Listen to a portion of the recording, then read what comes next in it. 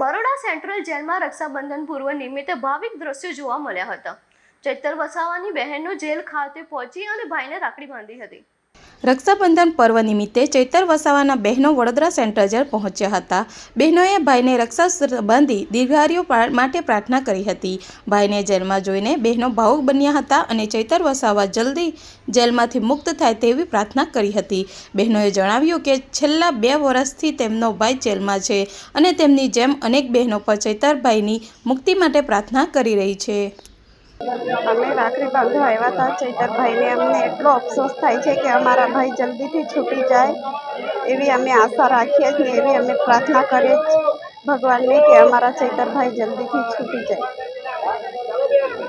ભાઈ સાથે કોઈ વાતચીત થઈ તમારી? કારણ કે બેન ક્યારે ઈચ્છા કે એમનો ભાઈ જેલમાં રહે, પરિવાર સાથે રહેવું છે, ભગવાનને શું પ્રાર્થના કરી? ભાઈ સાથે શું વાત?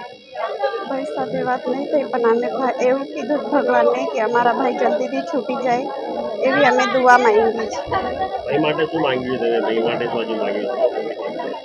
અમે ગયા વર્ષે પણ આવું થયું હતું। ગયા વર્ષે આવું ખબર નથી કે અમને કે જેલમાં રક્ષાબંધનની બેન વ્યવસ્થા કરી છે કે લાકડી બાંધવા દે છે। આ વર્ષે ખબર પડી એટલે અમે આવ્યા લાકડી બાંધવા રાજપીપળાથી આવ્યા છે। શું માંગ્યું ભાઈને? શું માંગ્યું ભાઈ માટે? ભાઈ માટે એટલું જ માંગ્યું કે જલ્દી જેલમાંથી છૂટી જાય। બ્યુરો રિપોર્ટ સત્ય ટીવી વડોદરા।